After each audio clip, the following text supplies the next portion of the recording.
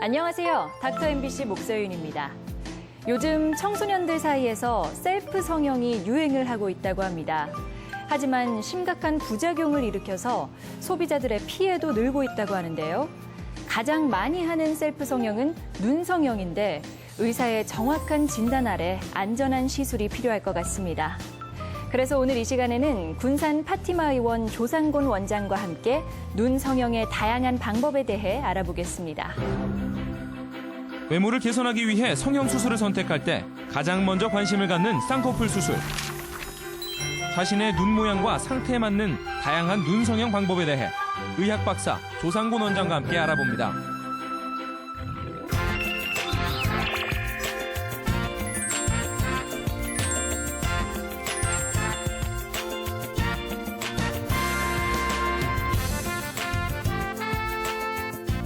안녕하세요, 원장님. 네, 안녕하세요. 네. 요즘 간단한 도구로 눈을 크게 하고 또 쌍꺼풀까지 만들어주는 이런 셀프 성형을 많이들 한다고 하는데 네. 되레 사용한 후에 성형외과를 찾는 분들이 또 늘고 있다고요? 네. 요즘에 성형외과를 찾는 그 대부분의 학생들은 이미 성형외과를 오기 전에 셀프 성형을 해보신 분들이고 그중에 상당수는 이미 부작용을 경험하신 분들이 많습니다. 네. 우리가 흔히 알고 있는 셀프 성형 기구들은 이 쌍꺼풀을 만들어준다는 쌍꺼풀 액이나 쌍꺼풀 테이프 그리고 쌍꺼풀 안경 이런 것들도 있고요. 콧구멍에 넣고 다니면은 뭐 코가 높아진다는 코뽕이라는 것도 있고 네. 또 빨래집게로 이렇게 코를 이렇게 집어주면은 뭐 코가 날렵해진다는 코 집게 같은 것도 있습니다. 예. 네. 이런 많은 것들이 나오고 쉽게 구할 수 있다 보니까 중고생뿐만 아니라 심지어는 초등학생까지도 이걸 이용하는 그런 실정입니다. 이런 셀프 성형 기구 중에서도 역시 말씀하신 대로 가장 많이 사용하는 것은 이 쌍꺼풀을 만드는 그런 기구들인데요. 이 쌍꺼풀 액이나 쌍꺼풀 테이프를 사용하는 경우에는 피부가 딱딱해진다든지 아니면 피부염이 생긴다든지 또 오래 사용하다 보면은 피부가 너무 많이 늘어져서 가성 안검하수가 생길 수도 있습니다. 네. 또 쌍꺼풀 안경이라는 것도 있는데 이것은 눈 깜빡임을 못하게 방해해서 안구 건조증이 생길 수도 있고 심한 경우에는 각막에 손상을 줄 수도 있으므로 주의를 하셔야 됩니다. 이렇게 많은 부작용이 있는 걸 알면서도 사용하는 이유는 뭐니 해도 간편해서일 텐데요. 성형외과에서도 간편하게 쌍꺼풀을 만들 수 있나요? 네, 우리 잘 알려진 방법들이 있죠. 뭐 맹물법, 부분절개법 이런 방법들이 있습니다. 그 맹물법이라는 것은 눈꺼풀 피부에 작은 몇 개의 구멍을 내서 여기에 머리카락보다 가는 수술용 실을 넣어서 이 피부와 눈뜨는 근육 사이를 연결해주는 이런 방법이 되겠습니다. 이렇게 하면 절개를 하지 않으니까 수술 후에 칼자국도 남지 않고 그리고 부기도 빨리 빠지고 자연스러워지는 이런 좋은 장점이 있습니다. 하지만 이런 매물법은 눈꺼풀 피부가 얇고 지방이 없고 그리고 피부가 처지지 않은 분들 그런 분들에게 좋은 방법이 되겠습니다. 그런데 흔히들 쌍꺼풀 매물법 하면은 먼저 떠오르는 그런 이미지가 있죠. 네. 잘 풀린다 하는 그런 이미지죠. 그렇죠. 네. 매물법은 확실히 절개법보다는 풀림률이 높습니다. 하지만 최근의 매물법은 초창기 매물법보다는 풀림률이 많이 개선된 그런 좀 향상된 그런 방법들을 많이 하고 있습니다. 예. 또 이렇게 매물법 말고 쉽게 쌍꺼풀을 만들 수 있는 방법은 퀵 쌍꺼풀이라고 알려져 있는 부분절개 방법이 있습니다. 퀵 쌍꺼풀은 눈꺼풀을 약 1cm 정도 열어서 불필요한 지방을 제거해야 되고 웰법과 같은 방법으로 쌍꺼풀을 만드는 방법입니다. 그래서 이 방법은 눈꺼풀은 얇은데 지방이 있는 분들 이런 분들이 주로 이용하시고요. 만약에 눈꺼풀이 두꺼운 분이라든지 피부가 많이 처져 있다든지 아니면은 눈뜨기가 좀 곤란하신 분들이 이런 퀵 쌍꺼풀을 하시는 경우에는 좀 부자연스러운 그런 쌍꺼풀이 될 수도 있습니다. 그러면 눈꺼풀이 늘어지거나 좀 눈에 지방이 많은 분들은 어떤 방법으로 수술을 하는 게 좋은가요? 네, 그런 분들은 역시 절개를 해야 되겠죠. 그래서 절개법이 있습니다. 절개법은 피부를 절개한 이후에 불필요한 피부나 지방, 근육을 제거하고 나서 그다음에 피부와 눈 뜨는 근육 사이를 실로 연결해서 유착이 되게끔 그래 유도하는 방법입니다. 네. 이런 절개법은 매물법보다 부기도 좀 더 오래가고 자연스러워지는데 시간이 많이 필요한 그런 단점이 있습니다만은 불필요한 피부나 그리고 눈꺼풀의 두꺼운 부분들 이런 것들 해소할 수가 있고요. 그리고 시간이 지나면서 좀 더 오랫동안 풀리지도 않고 그리고 선명한 쌍꺼풀을 만들 수 있기 때문에 다소 불편한 점이 있음에도 불구하고 동양 사람들이 가장 많이 이용하는 그런 쌍꺼풀 방법이 되겠습니다. 그렇군요. 그런데 쌍꺼풀 수술하면 또 떠오르는 게 앞트임, 뒤트임 이런 트임 시술이잖아요. 네. 이런 트임은 언제 같이 받는 건가요? 네, 트임은 대개 일반적으로 언제 받으라는 특별한 시기는 정해진 건 없습니다. 단지 추세는 쌍꺼풀과 같이 해서 쌍꺼풀을 같이 맞춰서 잡는 것이 좀 더 아름다운 눈을 만들 수 있겠습니다. 트임이라는 것은 눈을 가로 길이를 길게 만드는 그런 수술인데요. 방금 말씀하셨듯이 앞을 트는 앞트임과 뒤를 트는 뒤트임이 있습니다. 앞트임은 눈앞을 가리고 있는 그 몽고주름을 제거해서 눈 앞쪽이 좀 눈도 길어 보이고 시원스럽게 보이게 하는 그런 수술 방법입니다. 네. 근데 앞트임 방법은 대개 흔히들 앞트임하면 흉이 많이 남는다 이렇게 많이 알려져 있죠.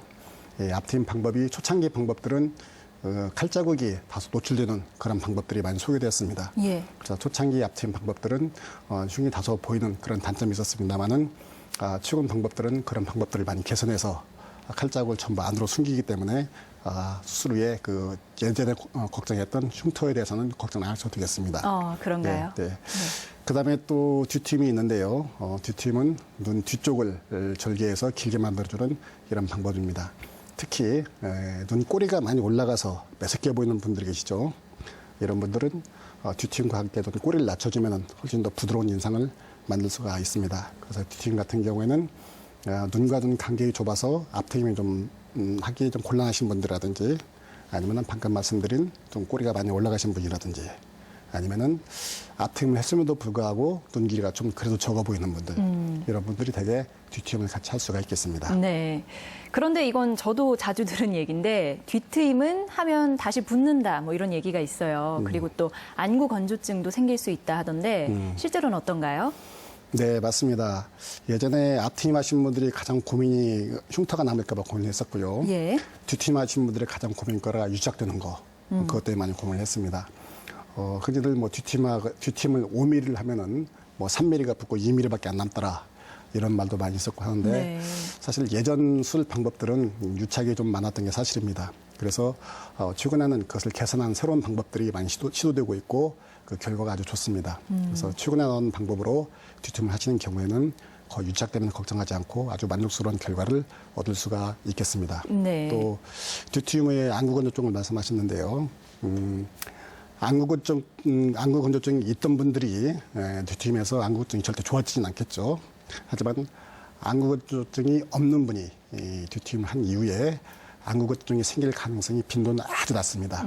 그리고 보면 또 눈뜨기가 힘들어서 좀 이렇게 이마를 찌푸리면서 눈을 뜨는 분들이 있거든요. 네. 이런 분들도 수술이나 치료가 필요한 건가요?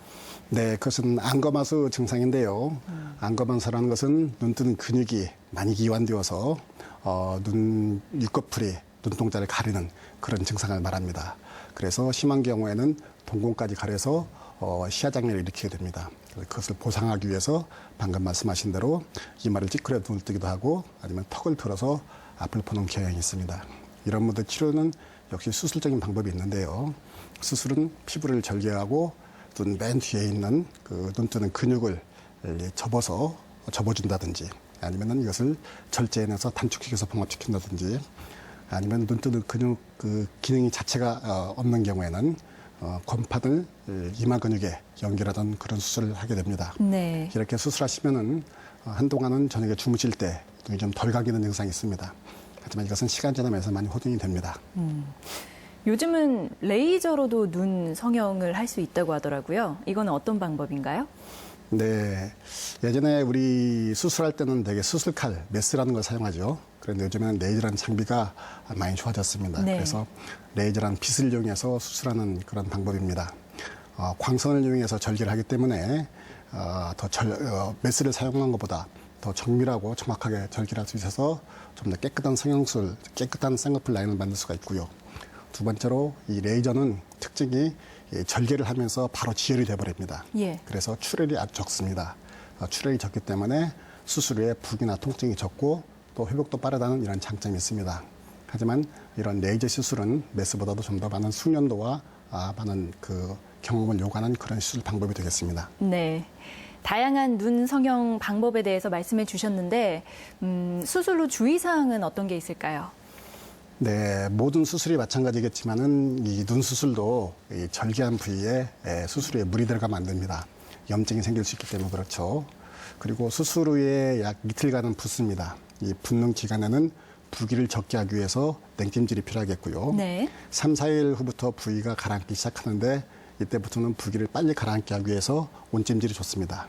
그런데 환자분한테 이렇게 말씀드리면 좀 혼란스러우니까 쉽게 실밥 빼기 전에는 냉찜질 하세요. 네. 실밥 뺀 후에는 온찜질 하세요. 이렇게 설명드리는 경우도 있습니다. 그리고 수술 부위는 가급적 심장보다 높이 하는 것이 부기를 적게 붓게 만드는 방법입니다. 그래서 쌍꺼풀 위에는 가급적 비계를 높게 비고 주무시는 것이 부기에 도움이 되겠습니다. 그리고 가벼운 산책이나 운동 같은 경우는 일주일 이후에 하시는 것이 도움이 되겠고요. 네. 그다음에 요즘에는 콘택트 렌즈나 서클 렌즈를 많이 끼시죠. 네네. 이런 분들 같은 경우에는 수술 2주 이상 충분히 지난 이후에 사용하는 것이 바람직하겠습니다. 예, 그렇군요. 오늘 이 시간에는 의학 박사 조상곤 원장과 함께 눈 성형의 다양한 방법에 대해 알아봤습니다. 고맙습니다, 원장님. 네.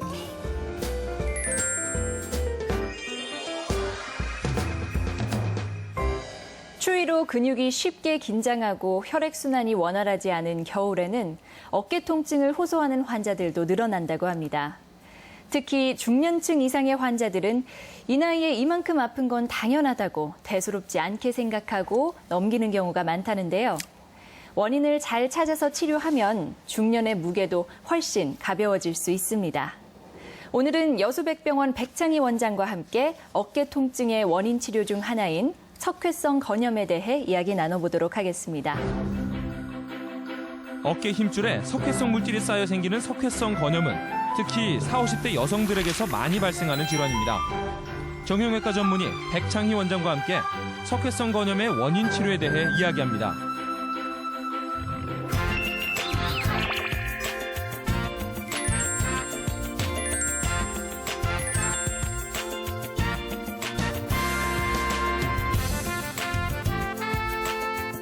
안녕하세요, 원장님. 안녕하세요. 네. 오늘 주제가 석회성 건염인데 우선 요즘 들어 어깨 통증으로 병원을 찾는 분들이 많아졌다고 하던데 이 시기에 통증을 많이 느끼는 이유라도 있을까요? 예, 그렇습니다. 요즘 갑자기 날씨가 추워지고 또 농번기가 끝나고 농한기가 되면서 병원을 찾는 분들이 아주 많이 늘었습니다. 오셔서 다들 이구동성으로 안 아픈 데가 없다고 한이 섞인 것처럼 그렇게 말씀들을 많이 하십니다. 근데 1년 중에서 또 치료받기, 관절 치료받기 가장 좋은 시기는 11월, 12월인 것 같습니다. 겨울철 동안 치료와 재활 완벽하게 하고 나서 봄에 다시 일을 할 수 있으니까 아주 좋은 시기인 것 같고요.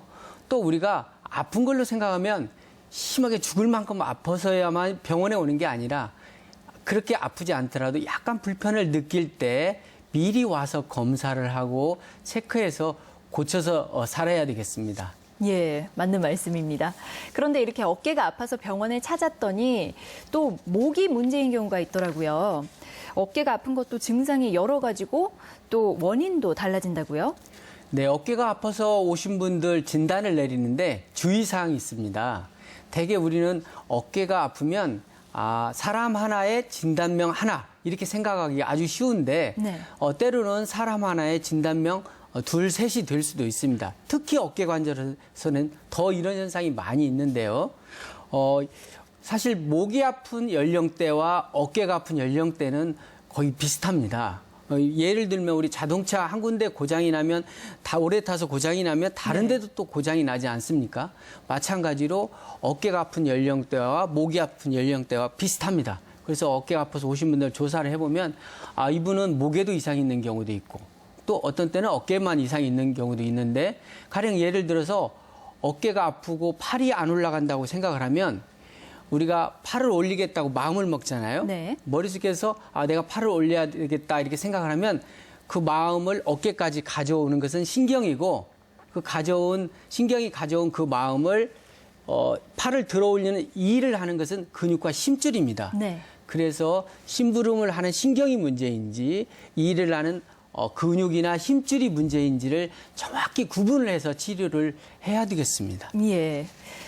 또 병원을 찾아와서 어깨 통증이 심한 분들은 석회가 어깨에 끼어서 그렇다라는 말을 자주 듣는다고 하더라고요. 어깨에 석회는 왜 생기는 건가요? 사실 혈액순환과 관련이 많습니다. 우리 팔을 들어 올리는 것은 근육과 힘줄이거든요. 그런데 이 힘줄이 일을 오랫동안 하고 많이 하면서 이 힘줄도 먹고 살기 위해서는 혈액순환이 잘 돼야 됩니다. 그런데 힘줄의 일부분에서 혈액순환이 떨어지는 부위에서 그런 심줄 섬유들이 조각이 나면서 그게 괴사가 돼서 석회가 만들어진다고 많이 알려지고 있습니다. 지금 보시는 장면은 어깨 심줄 속에서 석회를 꺼내고 있는 장면인데 아주 치약처럼 줄줄줄 나오고 있는 장면을 보고 계시죠? 네네. 이러한 석회도 생로병사 과정을 거치게 되는데요. 처음에 석회가 만들어졌을 때는 아주 딱딱한 과정이 거칩니다. 우리 보통 머릿속에서 하얀 석회를 상상하면 되겠습니다. 이런 딱딱했던 석회들이 시간이 가면서 치약처럼 흐물흐물해집니다. 그런 때는 아주 이 흡수기라고 하는데 이런 때는 통증이 진통제로도 해결이 안 될 정도로 아주 극심한 통증입니다. 어떤 분들은 스치기만 해도 어깨가 아파서 이렇게 부여안고 오시는 분들은 자세만 봐도 석회가 문제를 일으켰구나 이렇게 생각이 될 정도로 통증이 한번 오면 아주 숨이 넘어갈 정도로 통증이 심하게 경험도 하게 됩니다. 네. 이렇게 통증이 심하면 당연히 치료를 해야 하는데 어깨에 석회가 끼면 치료는 어떻게 하나요? 우리가 치료를 결정하려면 석회가 끼었을 때 왜 통증이 오는지를 좀 알아보면 쉽습니다. 네. 말씀드린 대로 석회는 심줄이 괴사가 돼서 생긴다고 그랬잖아요.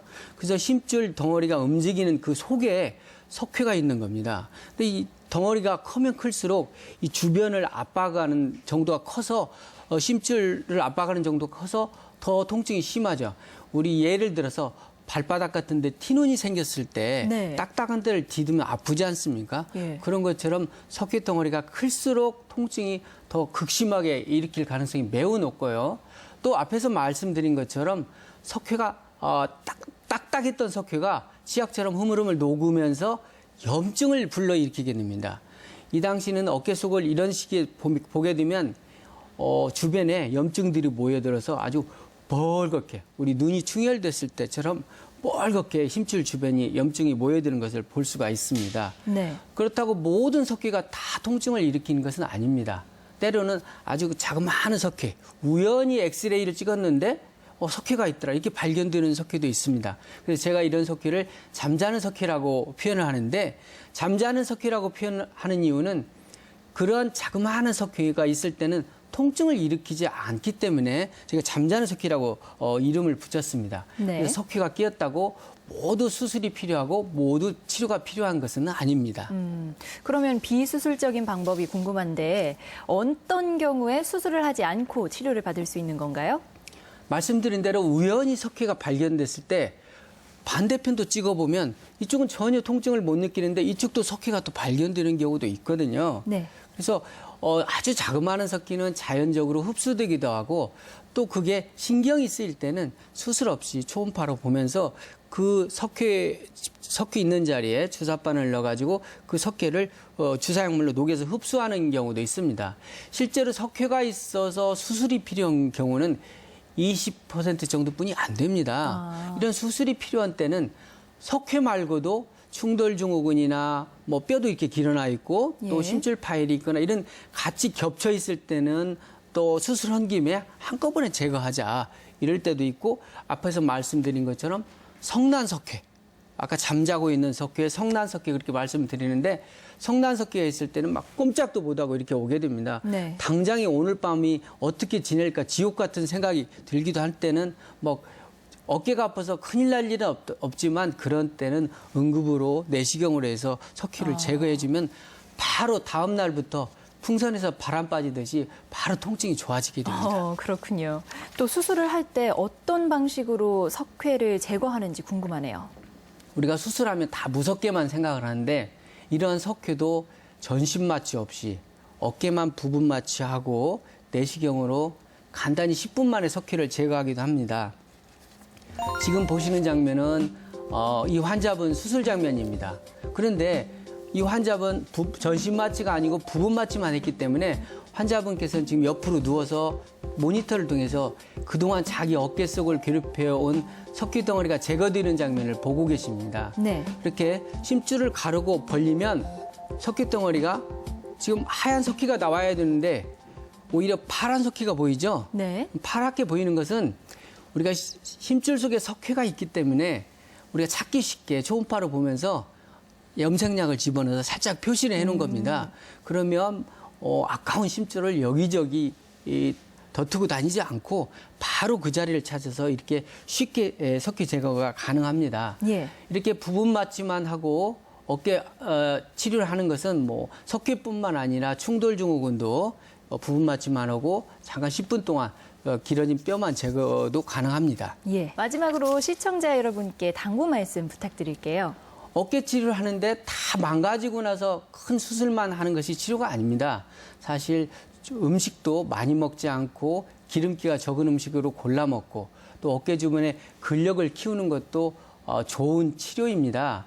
우리가 5, 60대가 어깨가 아파서 오시는 분들이 가장 많습니다. 그런데 5, 60대라면 우리가 100세까지 살아야 되니까 앞으로 이 소중한 어깨를 40년, 50년 써야 되니까 심하게 아플 때까지 기다리지 마시고 약간 불편함을 느낄 때 팔을 돌리는데 이상하다 이런 느낌만 들어도 혹시 내 어깨에 이상이 있지는 않은지 미리 꼭 점검해 보기를 권합니다. 네.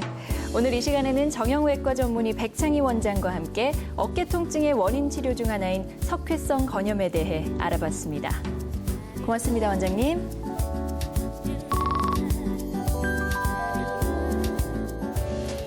겨울철에는 흔히 관절염을 앓고 계신 분들의 증상이 악화되곤 하죠.